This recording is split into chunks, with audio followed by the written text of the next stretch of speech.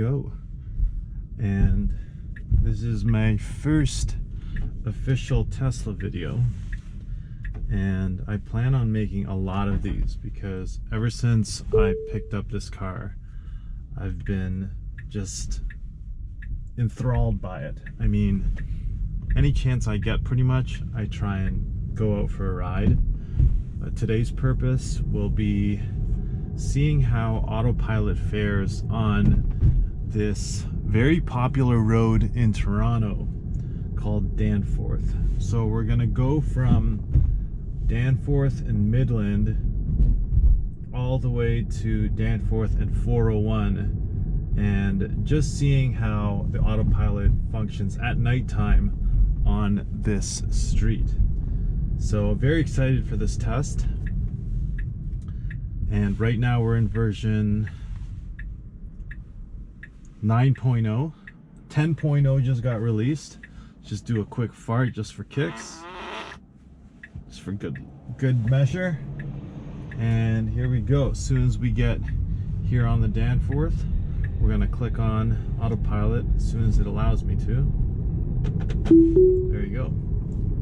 And what we'll do is we'll set it to the max. Hold on a second here. Let's get past this bus first, because I don't want it to follow any bus or anything like that. So let's go 55, and let's see how this does at 55. I'm gonna have my hands on, you know, the steering wheel, but I'm not gonna be guiding it. In fact, so I drove a Benz that had Autopilot, or what's called Distronic, and on the Mercedes-Benz you can actually move it and it won't disengage it out of Autopilot. But with the Tesla Autopilot wants to be in control at all times, and if it's not, it will disengage Autopilot. So far, all the way up, we're passing Brimley now, still have not taken over or anything like that, but this has been a pretty simple stretch. Even the Mercedes though would have trouble with this stretch, and I'm just going to maximize my distance here to 7 just so I get max regen.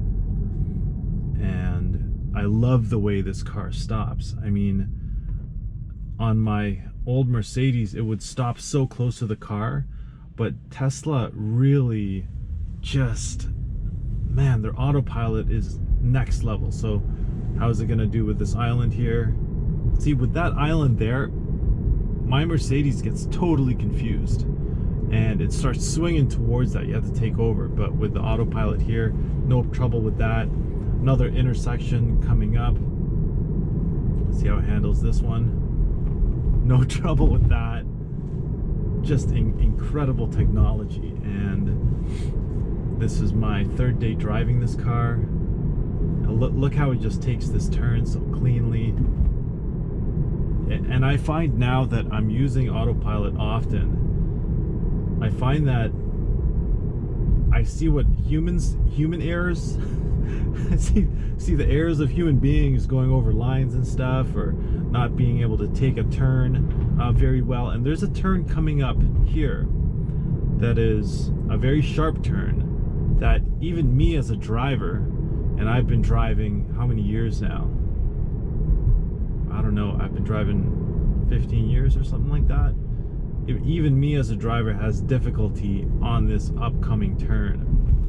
And so far still, I don't know how long we've been driving for, but yeah, it's still going. Got some dirt on the road here. But yeah, I mean these are crystal clear lines, so I'm not surprised that it's taking it like a champ. But other Autopilot, quote unquote, artificial intelligence gets confused when there's lines like this, or even when there's a break in the road, it gets really confused. But what's brilliant about this car is that since it has instant torque, you can speed up or slow down, because when you speed up, it picks up right away, and when you let off the gas, it brakes. So you have almost, you know, something assisting you with that. So there's a car turning here, so we're gonna have to wait for it. And I mean, it's doing this all automatically, which is brilliant. And the turn actually coming up is right up ahead. So what I might do is actually increase the speed, just so when this thing gets out of the way, this is the turn coming up right here. And I hope this car passes me so you can see how sharp a turn this is. And yeah, so see that car braking hard. And here we go. Wow. Oh my goodness. That was the test turn, because even human beings have trouble with that turn. It's a sharp turn. It's tough to time your speed, and it's quite sharp for going 60 kilometers an hour. So that was brilliant. That was absolutely brilliant. And there's a few other turns here coming up. What I wish Autopilot did do was somehow detect little things. Okay, this is a tricky one. Oh, okay, yeah, that was a tough one. So I had to take over because I'm not sure what it was going to do there. The steering wheel was kind of going wonky a little bit, and that's when you know that Autopilot's getting a little confused in intersections like that where the turn isn't so predictable. I'd hope that by now, you know, Autopilot 2, this has 3.0 hardware. I'd hope by now that it could take those, that it could predict it, that the camera algorithms could know what that's done, because I'm sure a lot of Teslas have driven through that intersection. That intersection hasn't changed. But the fact that it's a windy type of intersection, I think that's where it gets confused, and that's where the next level of Autopilot with full self-driving, you know, is going to have to really step it up.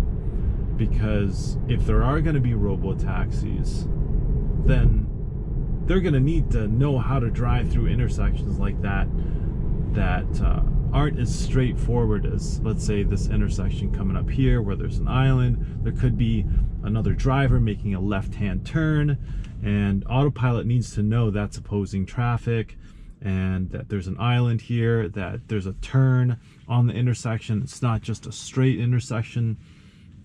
But very impressive. It's taken us pretty much all the way to the highway almost. And yeah, just incredible. I've had to correct it once so far in this stretch, which is still incredibly impressive. And I'm going at max speed right now. Obviously, human drivers, most of them are going above this max speed, right? Probably going 5 over, 10 over, 15 over, give or take. And even here in Canada, police are pretty lenient with that, unless you're going, you know, 25 over, 30 over, and you're kind of going nuts on the road. You're being reckless. But so far, I guess one last tricky intersection will be the one coming up. And this one's not as difficult as the one on Lawrence, which was on Danforth and Lawrence, but this one's still kind of tricky. So let's see how it handles this.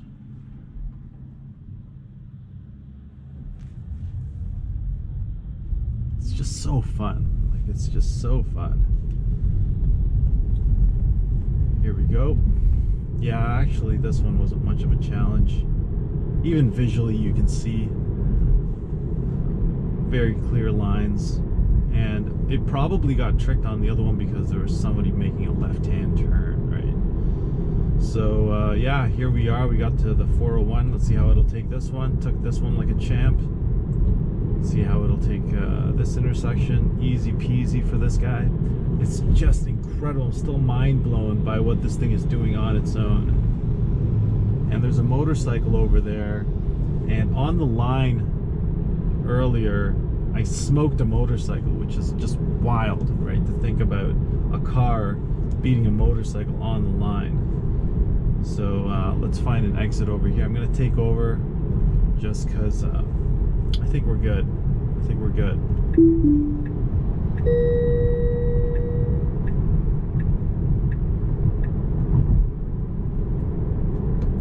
So sneak in somewhere here.